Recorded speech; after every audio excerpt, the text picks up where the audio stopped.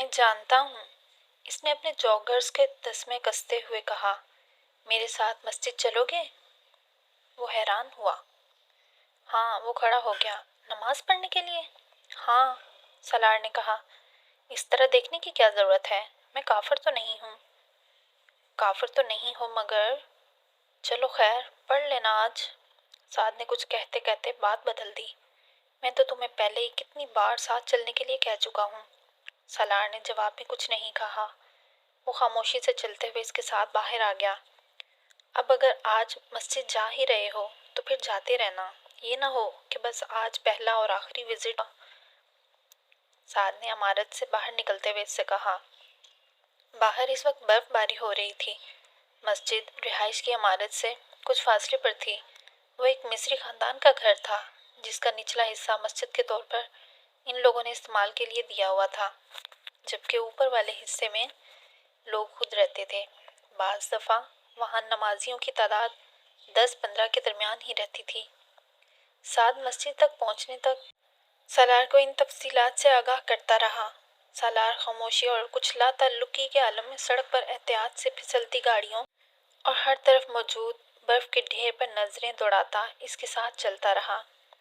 5-7 minute चलते रहने के बाद एक मोड़ मुड़कर साद एक घर का दरवाज़ा खोलकर अंदर दाखिल हो गया।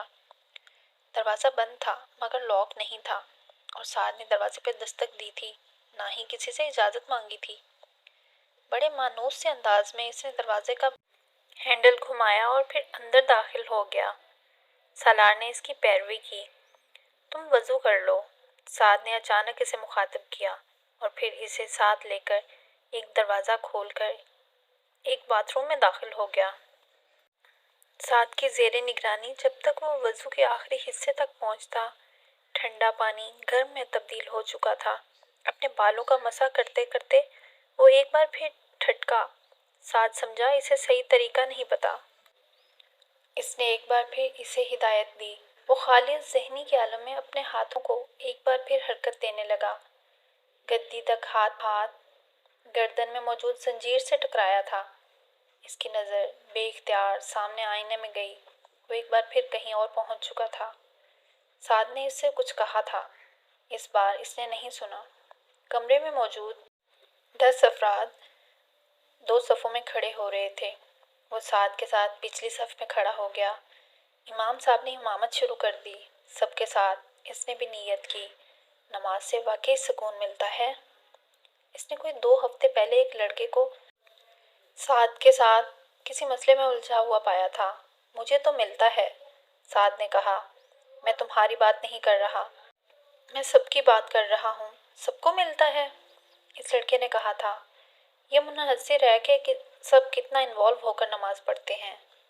सालार बड़े उकताए हुए अंदाज में इनकी बहस किसी मुदाखलत या तबसरे के बगैर सुनता रहा था। इस वक्त वो लाशऊरी तौर पर नमाज में इन्हमाक पैदा करने की कोशिश कर रहा था। सुकून? मैं वाकई देखना चाहूँ कि नमाज से सुकून कैसे मिलता है, इसने रुकू में जाते हुए अपने दिल में सोचा। फिर इसने पहला सजदा किया। इसके इज़्तिराब और बेचैनी में यक बयक इजाफा हो गया। जिन अल्फाज को वो इमाम साहब की ज़बान से सुन रहा था वो बहुत नामानूस लग रहे थे।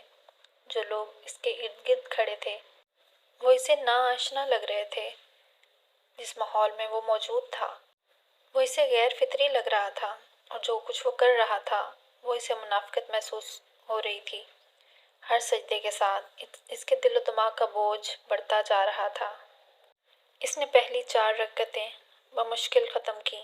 सलाम फेरने के दौरान इसने अपने दाएं जानब वाले अधेड़ उम्र शख्स की गालों पर आंसू देखे। इसका दिल वहां से भाग जाने को चाहा। वो जी कड़ा करके एक बार फिर खड़ा हो गया। इसने एक बार फिर नमाज में पूरी तरह मुनहमिक होने की कोशिश की। इस बार में पढ़े जाने वाली आयत के हर लफ्ज़ पर गौर करूँगा, शायद इस तरह। इसकी सोच का तसलसल टूट गया। नीयत की जा रही थी। इसका दिल मज़ीद उचाट हो गया। सर का बोझ बढ़ता जा रहा था। इसने आयत के मफ़हूम पर गौर करने की कोशिश की। अल्हम्दुलिल्लाहि रब्बिल आलमीन। सूरह फातिहा की तिलावत शुरू हुई। अर्रहमानिर रहीम। इसने तवज्जो मरकूज़ रखने की पूरी कोशिश की مالکی یوم الدین، توجہ بھٹکی، ایاک نعبد و ایاک نستعین۔ اسے سورہ فاتحہ کا ترجمہ آتا تھا، اس نے چند دن پہلے ہی پڑھا تھا۔ اہدنا الصراط المستقیم، سیدھا راستہ، اس نے ذہن میں دہرایا۔ صراط المستقیم، سیدھا راستہ، اس کا دل چاہا وہاں سے بھاگ جائے۔ اس نے وہاں نماز جاری رکھنے کی ایک آخری کوشش کی۔ صراط الذین انعمت، اس کا ذہن ایک بار پھر پیچھے بھاگا۔ علیہم غیر المغضوب علیہم ولا الضالین، اس نے اپنے بندھے ہوئے ہاتھ کھولے۔ وہ آخری صف میں کھڑا تھا، بہت آہستگی سے چند قدم پیچھے گیا اور صف سے نکل گیا۔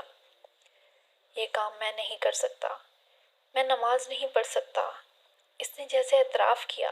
بہت خاموشی کے ساتھ وہ پیچھے ہوتا گیا۔ باقی لوگ اب رکوع میں جا رہے تھے۔ وہ مڑ کر دبے قدموں مگر تیز رفتاری سے باہر نکل گیا۔ مسجد سے نکلتے ہوئے اس کے جوگرز اس کے ہاتھ میں تھے۔ غائب دماغی کے عالم میں وہ باہر سیڑھیوں پر کھڑے ہو کر چند لمحے ادھر ادھر دیکھتا۔ اس کے بعد وہ سیڑھیاں اتر گیا، پاؤں میں جرابیں اور ہاتھ میں جوگرز پکڑے وہ خالص ذہنی کے عالم میں عمارت کی عقبی دیوار کی طرف آ گیا۔ وہاں بھی ایک دروازہ اور کچھ سیڑھیاں نظر آ رہی تھیں، مگر وہ سیڑھیاں برف سے اٹی ہوئی تھیں۔ دروازے پر موجود لائٹ بھی روشن نہیں تھی۔ اس نے جھک کر سب سے اوپر والی سیڑھی کو اپنے جوگرز کے ساتھ صاف کیا اور برف صاف کرنے کے بعد وہاں بیٹھ گیا۔ کچھ دیر پہلے ہونے والی برف باری اب ختم ہو چکی تھی۔ اس نے سیڑھی پر بیٹھ کر اپنے جوگرز پہن لیے۔ تسمے کسنے کے بعد وہ ایک بار پھر سیدھا ہو کر دروازے سے ٹیک لگا کر بیٹھ گیا۔ اس کے دونوں ہاتھ جیکٹ کی جیبوں میں تھے۔ جیکٹ سے ساتھ لگے ہوئے ہڈ کو وہ سر پر چڑھا چکا تھا۔ سامنے سڑک پر اکا دکا گاڑیوں کی آمد و رفت جاری تھی۔ وہ سیڑھیوں پر اپنی ٹانگیں پھیلائے، اپنی پشت دروازے سے ٹکائے ان اکا دکا گاڑیوں اور فٹ پاتھ پر چلنے والے لوگوں کو دیکھنے لگا۔ وہاں اس سرد اور کوہر آلود رات میں کھلے آسمان کے نیچے بیٹھے ہوئے وہ کچھ دیر پہلے مسجد کے گرم کمرے میں زیادہ سکون محسوس کر رہا تھا، یا کم از کم بہتر ضرور محسوس کر رہا تھا۔ اس نے جیب میں ہاتھ ڈال کر لائٹر نکال لیا اور اسے جلا کر اپنے پاؤں کے قریب سیڑھیوں پر پڑی برف کو پگھلانے لگا۔ کچھ دیر تک وہ اسی سرگرمی میں مشغول رہا، پھر جیسے اس نے اکتا کر لائٹر دوبارہ جیب میں ڈال لیا۔ جس وقت وہ سیدھا ہوا، اس نے اپنے بالکل سامنے ایک عورت کو کھڑا پایا۔ وہ یقیناً اس وقت وہاں آ کر کھڑی ہوئی تھی جس وقت وہ سیڑھیوں پر جھکا اپنے دونوں پاؤں کے درمیان موجود برف کو لائٹر سے پگھلا رہا تھا۔ وہ نیم تاریکی میں بھی اس کے چہرے کی مسکراہٹ کو دیکھ سکتا تھا۔ وہ منی اسکرٹ اور ایک مختصر بلاؤز میں ملبوس تھی۔ اس نے فر کوٹ پہنا ہوا تھا، مگر وہ فر کوٹ آگے سے دانستہ طور پر کھلا چھوڑا گیا تھا۔ وہ فر کوٹ کی دونوں جیبوں میں ہاتھ ڈالے سالار کے بالکل سامنے بڑے اسٹائل سے کھڑی تھی۔ سالار نے سر سے لے کر پاؤں تک اسے دیکھا۔ اس کی لمبی ٹانگیں اس سردی میں بھی برہنہ تھیں۔ اس کے عقب میں موجود وہ دکانوں کی روشنیوں کے بیک گراؤنڈ میں اس کی ٹانگیں یکدم بہت نمایاں ہو رہی تھیں اور اس کی ٹانگیں بہت خوبصورت تھیں۔ کچھ دیر تک وہ ان سے نظریں نہیں ہٹا سکا۔ اس عورت کے پیروں میں بوٹ نما ہائی ہیل کے جوتے تھے۔ سالار حیران تھا، وہ برف کے ان ڈھیروں پر ان جوتوں کے ساتھ کس طرح چلتی ہوگی؟ I charge 50 for 1 hour، اس عورت نے بڑے دوستانہ انداز میں کہا۔ سالار نے اس کی ٹانگوں سے نظریں ہٹا کر اس کے چہرے کو دیکھا۔ اس کی نظریں ایک بار پھر اس کی ٹانگوں پر گئیں۔ کئی سالوں میں پہلی بار اسے کسی پر ترس آیا۔ کیا مجبوری تھی کہ وہ اس برف باری میں بھی اس طرح برہنہ پھرنے پر مجبور تھی، جبکہ وہ اس موٹی جینز میں بھی سردی کو اپنی ہڈیوں میں گھستے محسوس کر رہا تھا؟ اوکے، $40۔ اسے خاموش دیکھ کر اس عورت کو اندیشہ ہوا کہ شاید وہ قیمت اس کے لیے قابل قبول نہیں تھی، اس لیے اس نے فوراً اس میں کمی کر دی۔ سالار جانتا تھا $40 بھی زیادہ تھے۔ وہ سڑک پر $20 میں بھی 1 گھنٹہ کے لیے کسی لڑکی کو حاصل کر سکتا تھا۔ وہ 35-40 سال کی تھی اور بات کرتے ہوئے محتاط نظروں سے سڑک پر ادھر ادھر دیکھ رہی تھی۔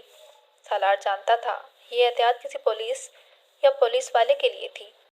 Okay 30 no more bargaining take it or leave it. سالار کی خاموشی نے اس کی قیمت کو کچھ اور کم کیا۔ سالار نے اس پر کچھ بھی کہے بغیر اپنی جیکٹ کی اندر کی جیب میں ہاتھ ڈالا اور وہاں موجود چند کرنچی نوٹ نکال کر اس کی طرف بڑھا دیے۔ اس کے پاس اس وقت والیٹ نہیں تھا۔ اس عورت نے حیرانی سے اسے دیکھا اور پھر ان نوٹوں کو اس کے ہاتھ سے جھپٹ لیا۔ وہ پہلا گاہک تھا جو اسے ایڈوانس پیمنٹ کر رہا تھا، اور وہ بھی $50، جبکہ وہ اپنی قیمت کم کر چکی تھی۔ تم میرے ساتھ چلو گے یا میں تمہارے ساتھ؟ وہ اب بڑی بے تکلفی سے اسے پوچھ رہی تھی۔ نہ میں تمہارے ساتھ چلوں گا اور نہ تم میرے ساتھ، بس تم یہاں سے جاؤ۔ سالار نے ایک بار پھر سڑک کے دوسری طرف دکانوں پر نظریں جماتے ہوئے کہا۔ وہ عورت بے چینی سے اسے دیکھتی رہی۔ واقعی؟ ہاں، سالار نے بے تاثر لہجے میں کہا۔ تو پھر تم نے یہ کیوں دیے؟ اس عورت نے اپنے ہاتھ پکڑے نوٹوں کی طرف اشارہ کیا۔ تاکہ تم میرے سامنے سے ہٹ جاؤ۔ میں سڑک کے اس پار دکانیں دیکھنا چاہتا ہوں اور تم اس میں رکاوٹ بن گئی ہو، اس نے سرد موری سے کہا۔ عورت بے اختیار کہا لگا کر ہنسی۔ تم اچھا مذاق کر لیتے ہو، کیا میں واقعی چلی جاؤں؟ ہاں۔ وہ عورت کچھ دیر سے دیکھتی رہی۔ Okay thank you honey. Salar نے اسے مڑ کر سڑک پار کرتے ہوئے دیکھا۔ وہ لاشعوری طور پر اسے جاتا دیکھتا رہا۔ وہ سڑک پار کر کے ایک دوسرے کونے کی طرف جا رہی تھی۔ وہاں ایک اور آدمی کھڑا تھا۔ سالار نے دوبارہ نظریں ان دکانوں پر جما لیں۔ برف باری ایک بار پھر شروع ہو چکی تھی۔ وہ پھر اطمینان سے وہیں بیٹھا رہا۔ برف اب اس کے اوپر بھی گر رہی تھی۔ وہ رات کے 2:30 بجے تک وہیں بیٹھا رہا۔ جب سڑک کے پار دکانوں کے اندر کی لائٹس اس نے یکے بعد دیگرے بند ہوتے دیکھی تو وہ اپنی جیکٹ اور جینز سے برف جھاڑتے ہوئے اٹھ کھڑا ہوا۔ اگر وقفے وقفے سے وہ اپنی ٹانگیں ہلاتا نہ رہتا تو اس وقت تک وہ اپنے پیروں پر کھڑا ہونے کے قابل نہیں رہ سکتا تھا۔ اس کے باوجود کھڑا ہو کر قدم اٹھانے میں اسے کچھ دقت ہوئی۔ چند منٹ وہیں کھڑا رہا، اپنے پیروں کو جھٹکتا رہا اور پھر اسی طرح جیکٹ کی جیبوں میں ہاتھ ڈالے وہاں سے جانے لگا۔